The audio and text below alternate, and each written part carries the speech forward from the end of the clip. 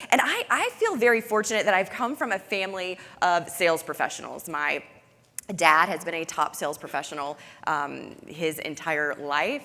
His mother was a sales professional. So I come from a family that really reveres the art and the science of sales. And but this last year, we did have some tragedy in my family, and I'm gonna let you know right now, everybody's okay, so we don't have to go to that negative space. But it's been a year ago where my grandparents' condo caught on fire and burned down completely. And the fire started at a neighbor's condo at 10 o'clock at night. By midnight, the firefighters had gotten my grandparents and gotten them out of the house, and they were safe. By 3 in the morning, they were in a hotel and able to get some rest. At 6:30 in the morning, my parents called me to let me know what had happened, and at 7 a.m., I called my grandmother to see if she was okay and how could I be of service, how could I help. And she answered the phone, and she said, and I was like, oh, Gran, are you okay? What's going on? Do you need me to come there? What can I do for you? And she said, well, hi, Mary Marshall, you know, I'm gonna have to call you back because I'm with a customer right now. She did not call me back until that evening. And I said, what is going on? Did your house really burn down? And she let me know, yes, it did. But here's the thing. She let me know that she had 3 sales appointments that next day. And that people count on her. And that when we say that we're gonna be there, and we say we're gonna be of service to people, we show up. She reminded me that when we're in sales, we're of service. We do it with a smile no matter what's going on in our life. We show up for people. Which also made me think about the ways that she owns the objection. Because the other side of that is that so many times we think about objections as what the customer is telling us. Is the customer telling us about a price objection or a timing objection, anything? But what about all the objections that we're saying in our own head, that are part of our own self-talk? That are, well, you know, I'm the first builder and they probably need to see a few more before they can really make they need to do their due diligence in order to make a good decision. Or I haven't spent enough time with them yet. I need to spend a little bit more time with them before I can do that. Or my house burned down last night, I can't show up to work. I mean, there's all of these that we put on ourselves. But can I share my favorite objection I've ever heard with you? I was on a training call with a sales team that I just absolutely love and adore. And I always look forward to these calls. And right when I get on, Kelsey tells me, she says, Mary, I had the craziest thing happen in my model yesterday. And I said, okay, I can't wait. What happened? And she said, well, this man, no, you know how much I love my model.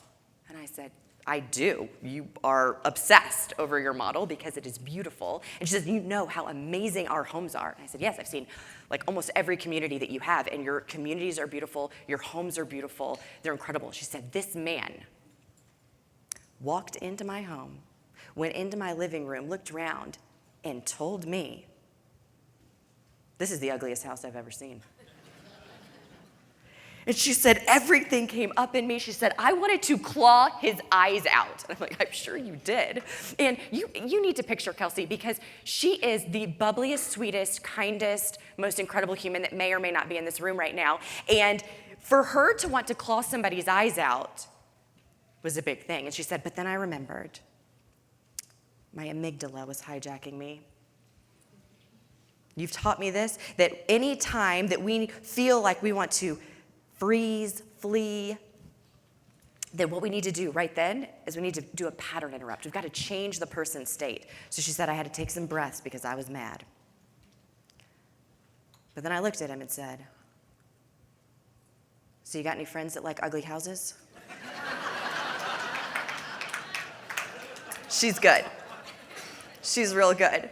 Because in that moment, he did the same thing that you guys just did. He died laughing and thought, oh my gosh, like, okay, now they're back in rapport, right? Objections, sometimes we want to jump on, we want to fight somebody. I get it. I am so passionate about what I sell. I want to fight some people too if they don't like it. I get it. But that doesn't do anything. It doesn't even make you feel better. How can we just yes and jump in with them and get back in rapport? So I love what she just did there. Now, every time I go and I survey sales teams, I ask them, what is the toughest objection you get? Like, what is the one that comes up the most? And 100% of the time, it's price. I've got a price objection. And so because of that, I wanted to share with you my process on price objections so that you can use that immediately.